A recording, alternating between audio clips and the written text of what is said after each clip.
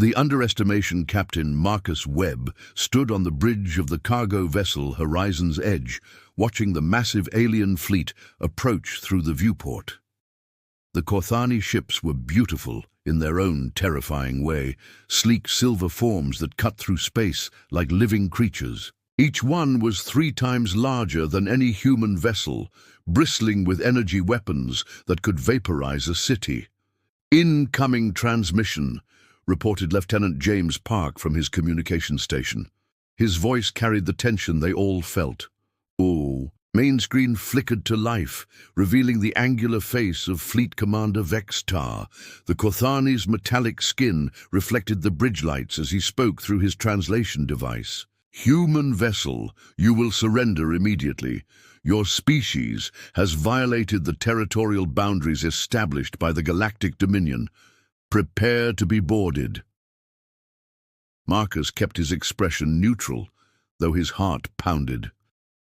Behind him, the bridge, crew of 20 humans waited for his response. They knew what was at stake. Earth's first colony ship, New Dawn, carried 50,000 sleeping colonists toward their new home. The Kothani fleet had intercepted them just outside the Kepler system. "Commander Vexitar," Marcus replied carefully, "we were not aware of any territorial claims in this region. Our navigation charts showed this system as unoccupied." The alien's eyes narrowed. "Ignorance is not an excuse. Your primitive species lacks the strength to claim territory in civilized space. You will return to your origin world and remain there." "And if we refuse?" Marcus asked, though he already knew the answer. Vextar's mouth curved in what might have been a smile. "Your ships are cargo haulers and colony transports. We have studied your technology for months. Chemical propulsion, metal projectiles, nuclear fission, primitive beyond measure. You possess no weapons that could threaten even our smallest escort vessel." The transmission ended, leaving the bridge in silence. Through the viewport, 40 Kothani warships moved into attack formation.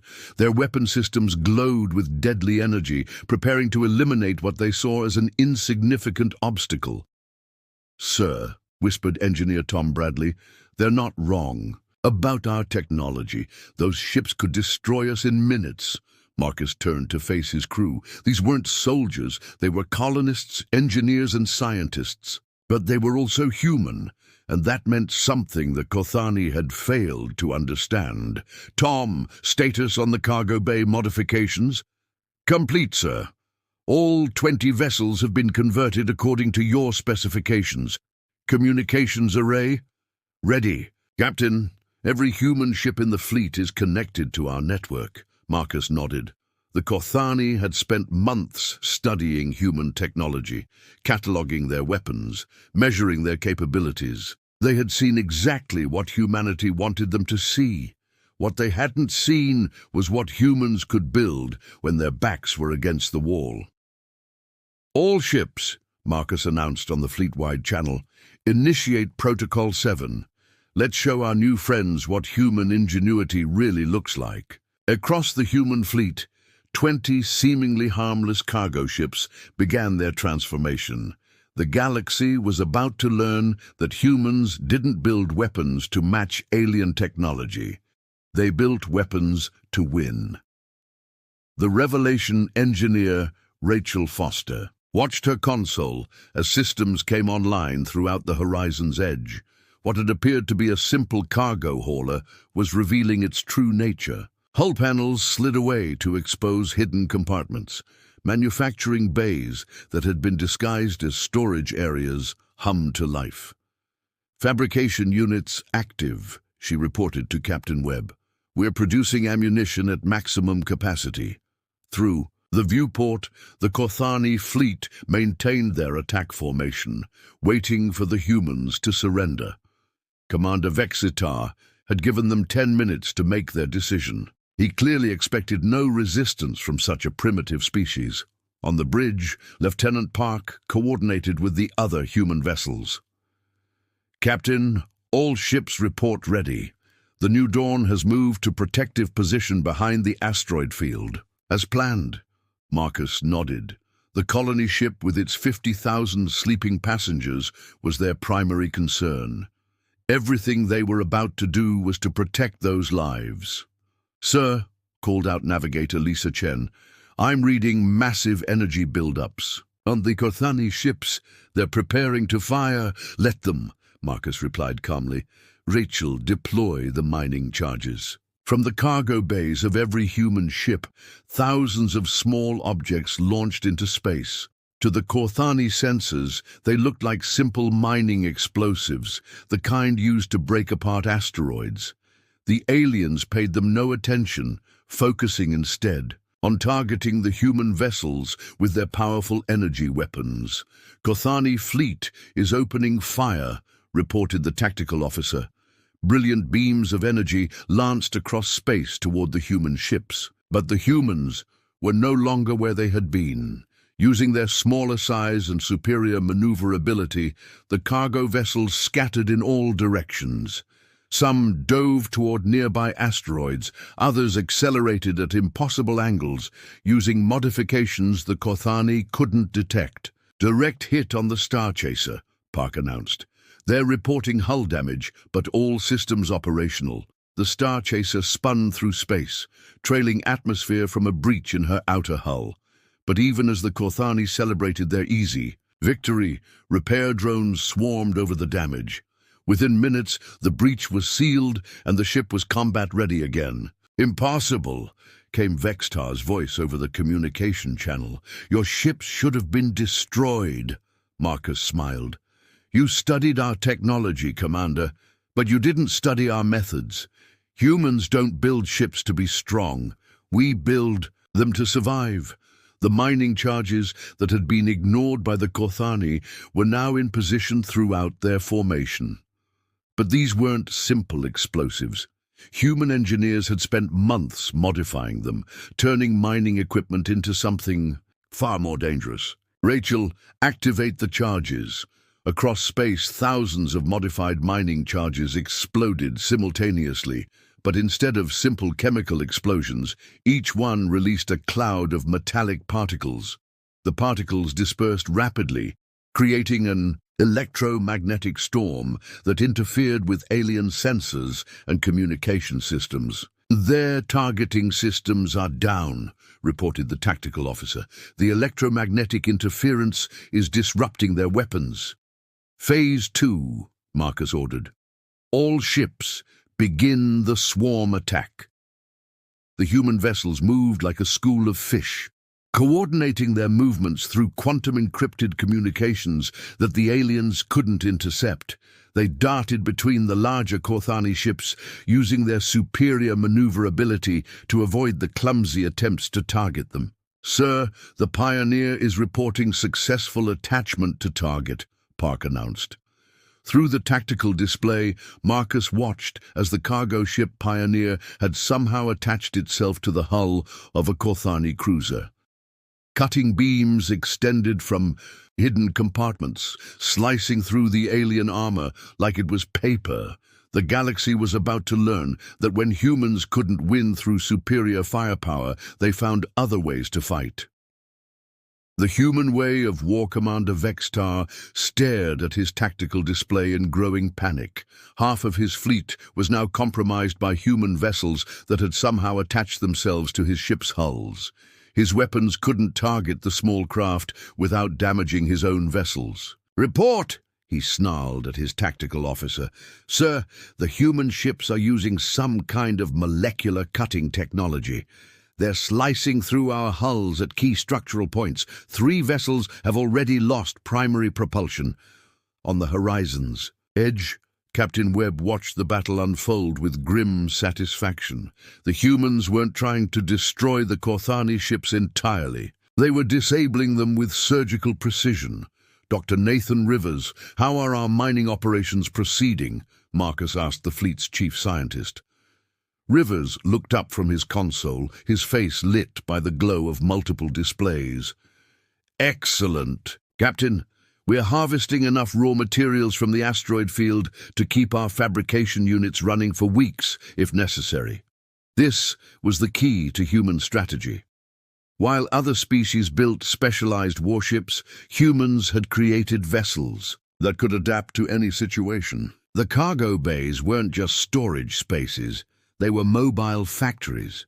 The mining equipment wasn't just for asteroids, it was for harvesting materials from any available source.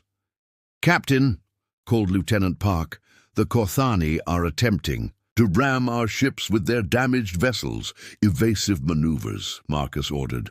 "But stay close. We need to maintain contact for our next phase." The damaged Kothani ships, their sophisticated control systems failing, tried to eliminate the human parasites by crashing into them.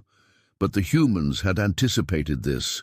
Their vessels detached at the last moment, leaving behind something unexpected. "Boarding pods deployed," reported Rachel Foster. "All teams report successful infiltration." Inside the Kothani ships, human engineering teams were now working their way through alien corridors. They weren't there to fight the crew.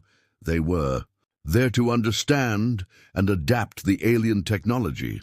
"This is Team 7, came a voice over the communication system. "We've reached the engine room. Their fusion reactors are incredibly efficient, but the control systems are unnecessarily complex. We can improve on this design." Marcus smiled. This was what made humans dangerous. They didn't just defeat their enemies, they learned from them. Every piece of alien technology they encountered became part of their growing knowledge base. "Sir," Rivers called out, "I'm reading massive power signatures from the human ships. They're not just reverse engineering the alien technology, they're improving it." Throughout the human fleet, the mobile factories were working at maximum capacity. Raw materials flowed in from mining operations. Alien technology was analyzed and improved, and new weapon systems were manufactured in real time.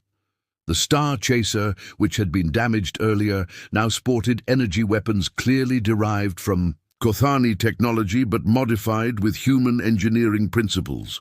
The weapons were smaller, more efficient, and far more accurate than their alien counterparts. "All ships," Marcus announced, "prepare for final phase. Let's show the Kothani what happens when you give humans access to advanced technology." The remaining functional Kothani vessels tried to retreat, but they found their escape routes blocked, not by human ships, but by a network of devices that had been quietly deployed throughout the battle zone. The humans had been busy while the aliens focused on the obvious threats. "Gravity mines," Rivers explained to the confused bridge crew. "We reverse-engineered their artificial gravity systems and turned them into area denial weapons. No ship can achieve faster-than-light travel in this field." Commander Vexitar's face appeared on the main screen one final time. His confident demeanor was gone, replaced by something approaching fear. "What are you?" he whispered. Marcus looked directly into the alien's eyes. "We're human, and we adapt." The battle was won, but Marcus knew this was just the beginning. Word would spread throughout the galaxy about what had happened here. Other species would want to test themselves against humanity. They were all welcome to try. The message spreads.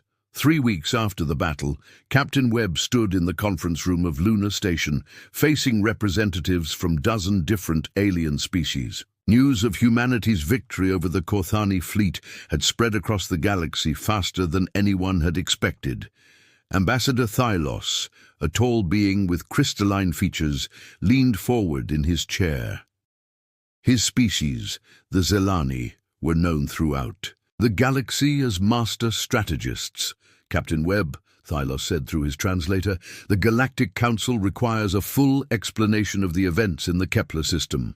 The Kothani Dominion has filed formal complaints claiming humans used illegal warfare techniques." Marcus remained calm, though he could feel the tension in the room. Beside him sat Dr. Rivers and Engineer Foster, along with other key personnel. From the human fleet, they had been preparing for this moment since their return to Earth space. "Ambassador, we used no weapons or techniques that violated any galactic warfare conventions. We simply defended our colony mission against unprovoked aggression." The Korthani claim you used psychological warfare, technological infiltration, and adaptive combat systems that give humans an unfair advantage, interjected High Counselor. Zephix, whose species looked like evolved reptiles. Dr. Rivers cleared his throat. With respect, Counselor, those aren't weapon systems. They're problem-solving methodologies. Humans naturally adapt to new situations and find creative solutions to challenges. You turned mining equipment into weapons, accused another alien. Representative, we used mining equipment as it was designed to be used, Rachel Foster replied. We mined materials from asteroids and processed them into useful products. The fact that some of those products happened to be effective against Korthani ships doesn't make them illegal weapons. Marcus watched the alien faces around the table. Some showed confusion, others displayed what might have been respect, and a few appeared genuinely frightened. The human approach to warfare was unlike anything they had encountered before. Your species reverse-engineered our technology during active combat, Thylos continued. This is unprecedented in galactic history. Is learning illegal now? Asked Dr. Rivers. We observed alien technology in operation and developed our own versions based on scientific principles. That's called research and development. But you did it in real time during battle, pressed High Counselor Zephix. Our intelligence reports suggest your ships were manufacturing new weapon systems while under fire. Marcus smiled. That's what humans do, Counselor. We adapt. We learn, and we improve. When faced with a challenge, we don't just react, we evolve. The room fell silent. Through the large windows of Lunar Station, Earth hung in space like a blue marble. It looked peaceful, almost primitive compared to the grand space stations and mega structures built by older galactic civilizations. But appearances, as the galaxy was learning, could be deceiving. There's something else, Thylos said quietly. Our long-range sensors have detected human vessels throughout the outer systems, far more than should exist based on your reported industrial capacity. Humans are explorers, Marcus replied. We're curious about the universe around us. These aren't exploration vessels. They're clearly military in nature, but they don't match any known ship classifications. What are you building out there? Marcus exchanged glances with his team. They had known this question would come eventually. The human expansion into space had been far more extensive than any alien species realized. We're building whatever we need, he said finally. Humans don't follow predetermined patterns. We don't limit ourselves to specific ship types or standard configurations. Every vessel we create is designed for its specific mission. That's impossible, protested another alien representative. Standardization is essential for efficient production and maintenance, Rachel Foster laughed. Efficient for who? We find that custom solutions work better than one-size-fits-all approaches. Your maintenance costs must be astronomical, Thylos observed. Actually, they're quite low, Dr. Rivers replied. When every ship is designed to be self-sufficient and adaptable, they can maintain themselves and each other. We don't need massive support infrastructure. The aliens looked at each other with what Marcus could only describe as bewilderment. They had spent thousands of years developing efficient, standardized approaches to space travel and warfare. The idea that a species could succeed by doing the exact opposite seemed to violate everything they understood about civilization. What do you want from the galaxy? Asked Thylos, finally. Marcus stood up and walked to the window. Earth rotated slowly below, showing the lights of cities on the night side. We want to explore, to learn, to grow. We want to make friends and discover new things, but we also want to be left alone to do it our way. He turned back to face the assembled aliens.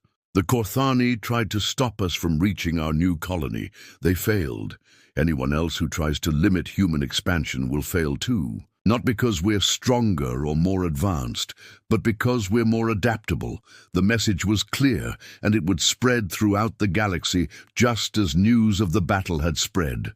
Humanity was now a force to be reckoned with, not through traditional displays of power, but through something far more dangerous: unlimited potential. The new reality. 6 months later, Captain Marcus Webb stood on the observation deck of Kepler Station, humanity's first permanent outpost beyond Earth's solar system. Through the transparent aluminum windows, he could see the bustling activity of what had become one of the galaxy's most important trade hubs. Ships from dozens of different species docked regularly at the station's expanding facilities. But unlike other galactic trade centers, Kepler Station was constantly changing. New sections were added weekly, existing areas were modified based on the needs of visiting species, and the entire structure seemed to grow organically rather than following any predetermined plan.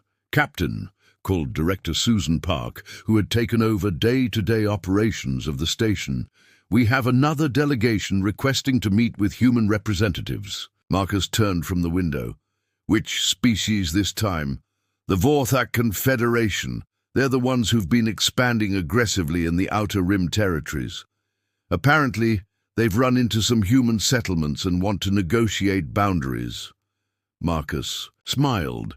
The Vorthak were known throughout the galaxy as conquerors. If they were requesting negotiations instead of simply attacking, it meant they had learned the lessons of the Korthani encounter. "Set up the meeting for tomorrow. Make sure we have full documentation of our settlement rights in those systems."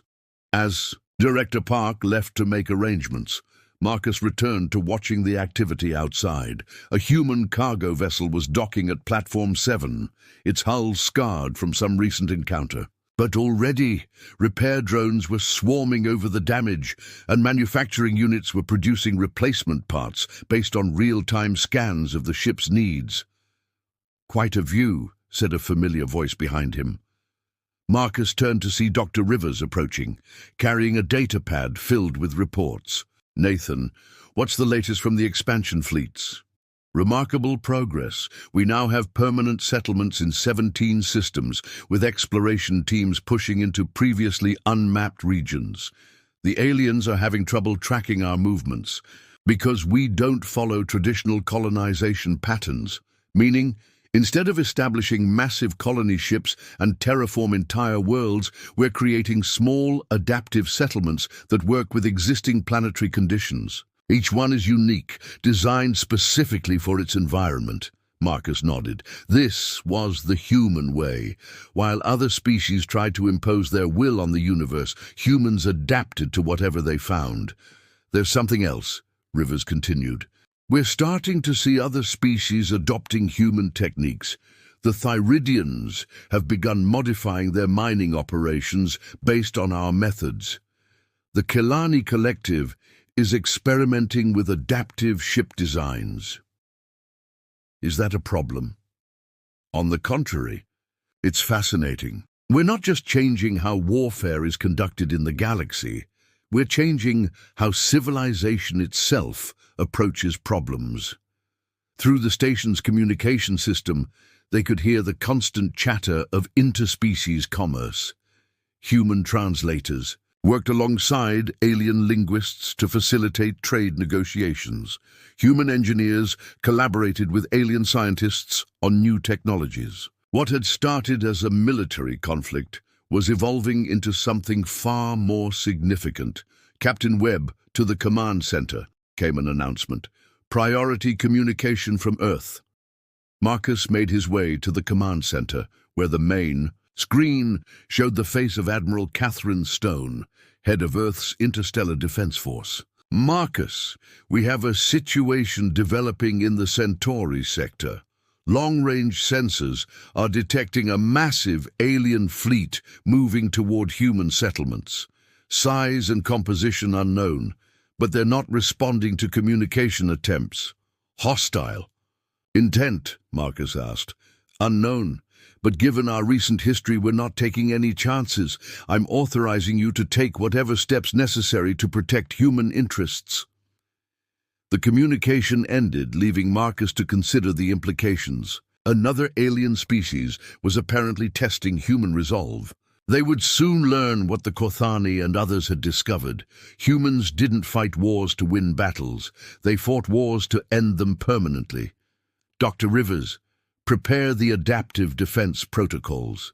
Director Park, coordinate with all human settlements in the region and send a message to the approaching fleet. "What should the message say?" asked Park. Marcus looked out at the thriving trade station that had grown from humanity's first major space battle. Ships from dozens of species worked together in an environment that changed daily to meet their needs.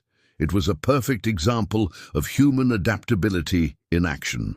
Tell them they're welcome to visit and trade, but if they come as conquerors, they'll leave as converts to a new way of thinking. The galaxy has room for everyone, but only if everyone understands that humans don't follow the old rules. As the message was transmitted into deep space, Marcus reflected on how much had changed since that first encounter with the Kothani. Humanity hadn't just defended itself against alien aggression, it had fundamentally altered the balance of power in the galaxy, not through superior weapons or technology, but through something far more powerful, the refusal to accept limitations on what was possible. The approaching fleet would learn what all of humanity's neighbors were discovering.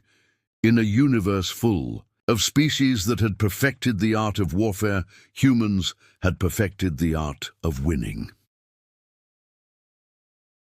The end.